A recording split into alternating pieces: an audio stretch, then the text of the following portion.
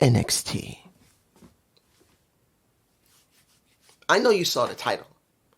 And you're going to probably say, what? Yeah. Lazy booking. Look, I've said it already multiple times. I tell you the best way I know it, the truth. I'm not going to sugarcoat it. I'm not going to say it's great because I want someone to like my video. I'm not going to say it's bad because I want people to click my video. I just say it because I'm telling you how I feel, and you guys make up your own damn mind.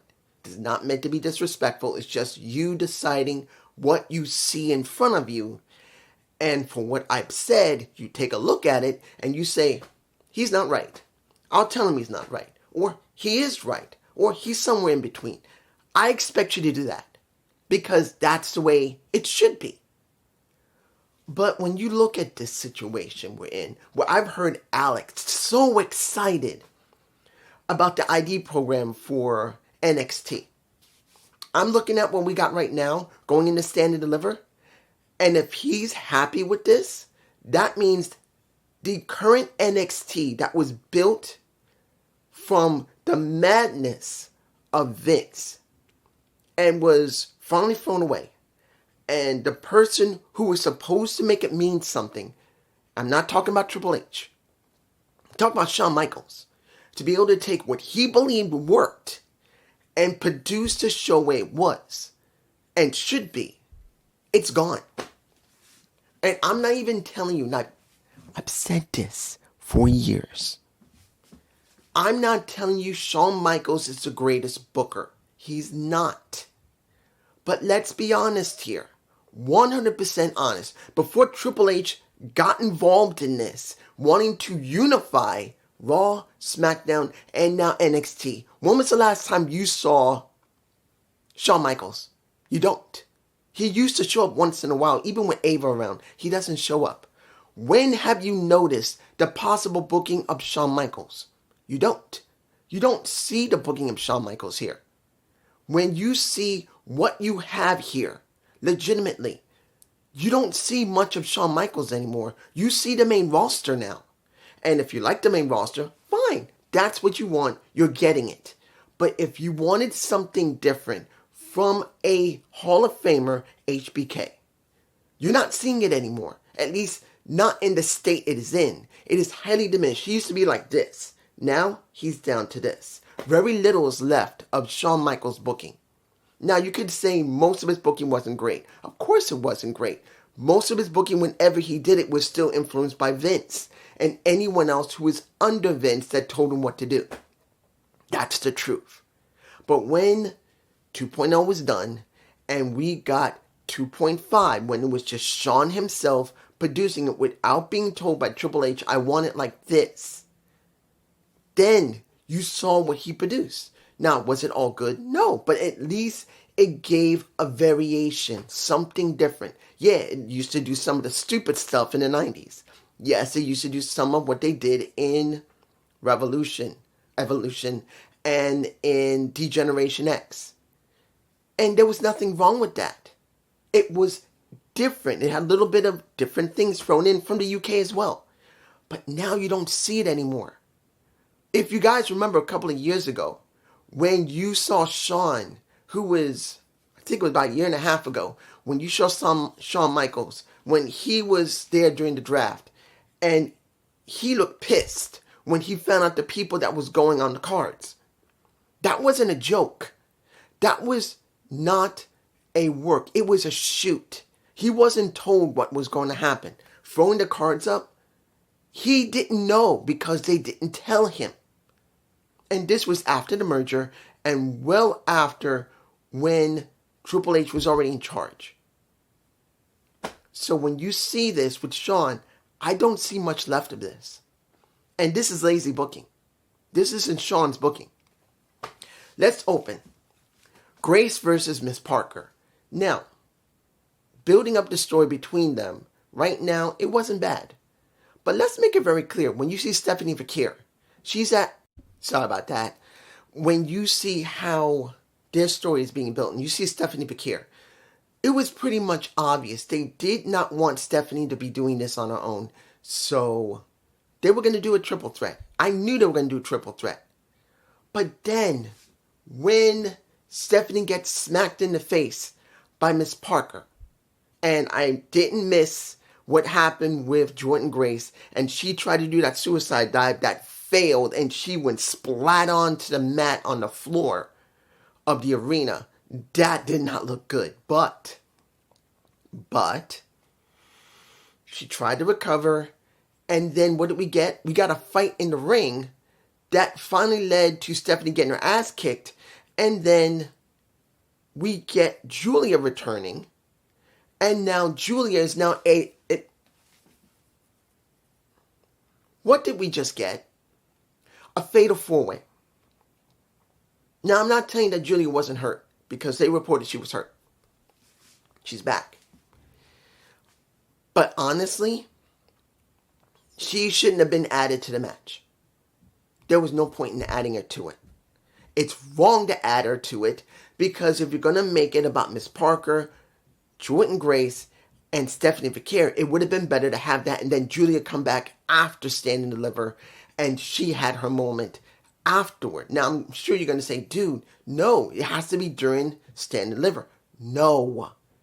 You have no story between Stephanie and Julia other than their lives before NXT. And the problem that many people, I'm sure, may have, I did, where was the story when it came to building of Stephanie or Julia? There wasn't one. The only one that has a story is Zarya, who's working with Soruka. She's the only one that you can say that actually has some body of work and actually could say, well, guess what? I got at least a tag team partner. I got at least as a story of me getting to know her, getting to have a story with her. Stephanie has nothing. Julia has nothing. And when they had that match, I suppose she got hurt. The only thing they had was that the story was Julia going up against Stephanie for both titles. And honesty, they should never did it. They should have just did a damn tournament. But guess what? What did we get? We got no tournament. If Julia wasn't that badly hurt, doing this, it would have been better to do a tournament. And then make Stephanie continue working with the main title, and Julia has to build herself up to get to the title. And what do we get from Julia? Just a few words saying, I'm coming back for my title. Lazy. And it felt forced. I'm sorry. At the last minute, with 1 week left, she comes back, and now she's in a fatal 4-way that they threw together, which we knew they were going to throw together, instead of actually having a tournament 45 days to 50 days ago. They didn't do it.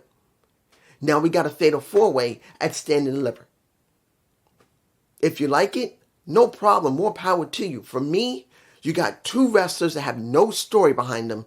You got one wrestler and I'm making it very clear. When it comes to Miss Parker, at least you can say she's been built up pretty well. So even though there's no story, she still feels as dominant, and it will make some sense with her. And then you got Jordan Grace that has already shown by going to Royal Rumble, by already appearing on NXT more than a few times already, and now is on NXT. She has background.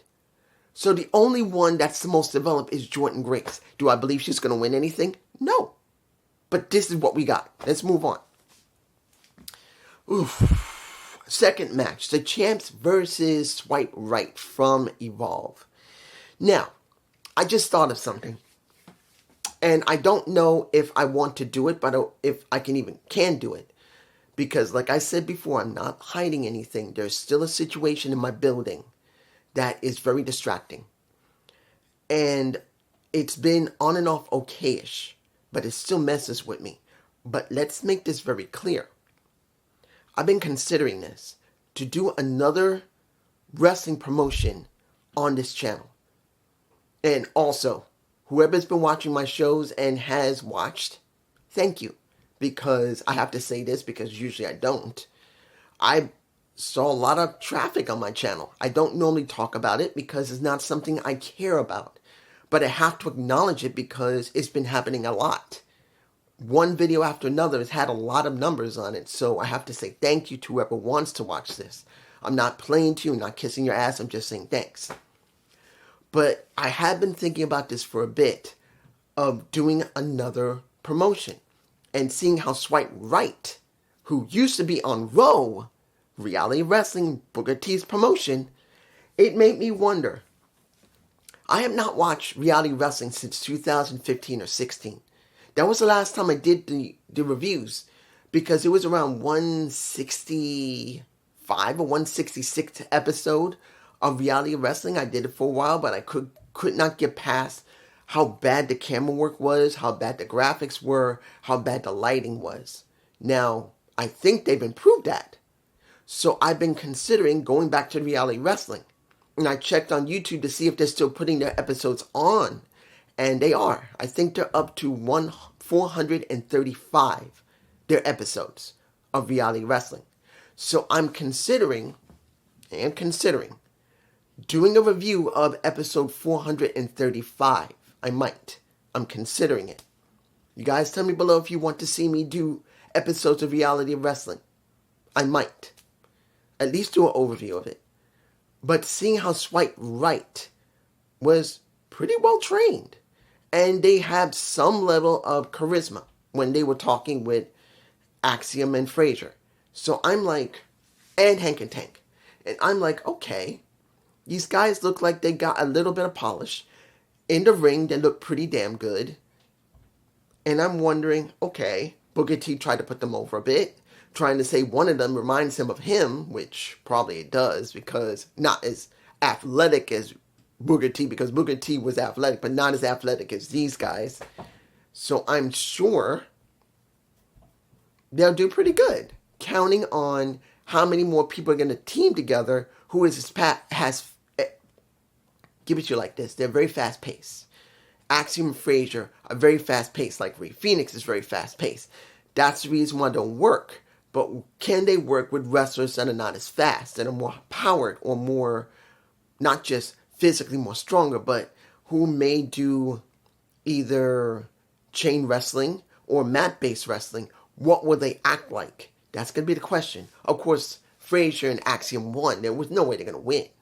But it was a good showing by Swipe Right. And it did make me think, maybe this weekend, since there's nothing happening this week, it's next week, for WrestleMania, for Stand and Deliver, maybe I should try to do one Raw episode. Maybe this weekend. So you guys tell me below. Next. Jasmine Nix versus Soruka. Let me give it to you like this. Seeing Soruka with look, the little attitude between JC James and Fallon Henley, I'm not surprised we're going to go there. And then seeing that Jasmine Nix took up the mantle and say, I'm going to go and do it since you two are arguing, even though she didn't say it. I'm not surprised because it's nearing a point where I think they believe that Jasmine may be ready to be more active in this group. It's a possibility. But when you see Soruka and Zarya, I'm telling you right now, because of the way they act together, I believe them as a real tag team. Now, do I believe they're a very seasoned tag team? No. But I do believe they are a real tag team. Even though they're still individuals, they still can work individually. They do feel like a tag team that can work individually when it's necessary.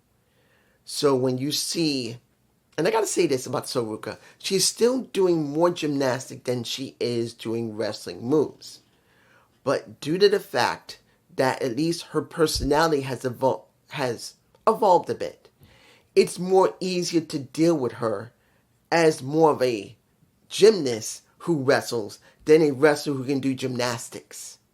That's the way she is. It's just the personality, and particularly that Zarya is the more power between the two. And seeing her put Soruka on her shoulders, and she's wearing high heel boots this high, and she's doing that, and not worrying about those heels cracking or breaking, that's good. In the end, of course, Soruka won. I'm not surprised. I didn't think Jasmine Nix was going to win because this is the first time we're going to see her actually inserting herself into situations. This might be the first of many, but this is just me, guys, down below. Next match. Hank and Tank versus Culling. Now, we got two things here. hearing that Sean Spears said, and he made it very clear, me winning the North American title was wonderful, but it was never about me. It was about you, showing that someone in this group can win something. But now I want the culling. I want Ziggy Dane. I want you two, to go off and do what you need to do. Jensen's and, what was the guy's name? I forgot his name. The other guy's name, I forgot his name, but you know who I'm talking about. Seeing the partner to Jensen, he, in that mohawk, was not too bad. But I want to make it very clear. It's two stories that's going on right here. Hank and Tank supposedly not being able to find themselves until finally after the match was over. Of course they lost. And the Street Profits coming back to NXT and saying they're going to be doing a gauntlet match at Stand and Deliver, I believe. Either next week or Stand and Deliver. I can't remember which one. But they're telling them, be themselves. Stop trying to be someone else. Stop trying to be someone else. Just be yourselves. That's the story there. Telling them be themselves. Is it a good story? No, but it is a story. Then you got the culling, seeing how far they're willing to push the culling and willing to push this team that Sean Spears has developed. It's going to be a big question if it's going to work. Next, Izzy Dane versus someone I had not thought or seen in a bit, and that's Ren Sinclair. I hadn't seen her in a while. And I had a feeling since Izzy Dane was going up against her, she was not going to win. And she did not win. But I got to say this. When you look at Izzy Dane, she was sloppy in that match. Ren Sinclair, I know she's faced her a few times, so Sinclair looked fine. But Dane looked a little sloppy. She did. And there was no way around that. She was sloppy-ish. Doesn't mean it was bad sloppy, but it was just some missteps that you would see. I mean, there's no way you can just hide it. And I'm like, I have to say this, because there's no way you can get around this. What Izzy Dane did, because they already decided she was going to win. Once she did the powerbomb, what did she do? There's nothing wrong with cheering and yelling in joy. But she literally powerbombed Ren Sinclair. Powerbombed her into the mat. She holds her like this for 1, 2, lets her go and cheers like crazy before the ref even puts the 3 count down. And I'm like, are you fucking serious? What the fuck was that? And even the commentator said, oh, she kicked out. Oh, no. And the ref had no choice but to give it to her because it was so close to the mat. And it was obvious that she fucked up. She was not supposed to let go of Ren until she heard the bell and the ref was willing to raise her hand. And that was a huge mistake. That looks stupid. But it happens sometimes when people are so excited.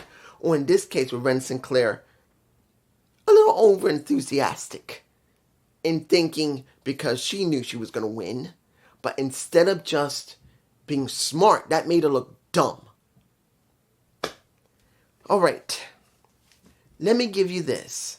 When it came to the big cluster of Ricky Saints, where you had not just Ricky, you had Wes, you had, and I'm like, I'm waiting for Eddie. I'm coming up to Eddie in a minute. You got Wes Lee, Eddie Thorpe, the King. But I'm like, what did I just witnessed? What? Legitimately. I didn't find anything wrong with Eddie. No.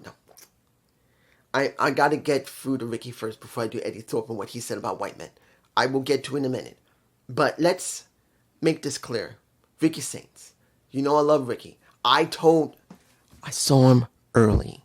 Now, mind you, I'm sure JD saw him even earlier than I saw him because he could have gone through House of Glory easily. But I saw him in NWA, and I knew even then, in 2000, 18, 17, or 19, I think it was 2018 and 19, I knew he was going to be something. I knew he was going to be something when I saw him in NWA. But when you see the situation that he's given the North American title before Stand and Deliver, less than 3 weeks before Stand and Deliver, it upsets me. There was no build. He was not built to be important. He was just to throw a title on him. And now, with so much clusterfuck of what you got with Lexis King, with now Wes Lee saying he wants that title, Lexis King saying he wants that title, you're hearing Eddie Thorpe saying this title is mine. It is my birthright. It is my title because that is a connection to my land. It belongs to me. And then hearing him say openly that Lexis King, who already has the Heritage Cup Championship, it should be a title, not a cup. And he says, oh, here we go again with a white man taking something from my land. And I'm like, they actually went there. And you see Wesley in shock. And I see Eddie Thorpe doing something that most people are not going to give a damn. Look, let's make it clear. Was it impactful? Yes, it was. You don't normally hear someone say that, particularly Native American. It don't make a difference which tribe and how much blood he's got. Because if you don't know, many tribes, if you want to be a part of that tribe, if you even don't have Native American blood, you have to have a certain percentage of blood in you. You got to be a certain percentage of how much you can actually be on the reservation and get any type of money from the government. But taking away how much of his Native American heritage he has, it's not something that's heavily upsetting to me personally. For me personally, I don't know how much Native American blood I have. I'm mixed with Black and Puerto Rican, and as far as I know, I may have some Cherokee blood. May have Cherokee blood. So I don't know how much I have. But I don't blame white people for what has happened today. And he decided to do this, or I don't know who was the one in the back that made this decision to do it. I'm not telling you that this was a big mistake. I'm not going to tell you it was a great decision to make. I'm just telling you it was impactful. And it's going to be perceived by whoever wants to be, whoever's going to perceive it. There's going to be some white people that's going to say, really? There's going to be some white people saying, oh, okay. There's going to be some black people going to say, yeah, baby, say it like that. There's going to be some black people saying, please, we black people got it worse. And there's going to be black people that's going to understand either way, just like that. So I will not tell you it's bad, but I am going to tell you it's going to make an impact.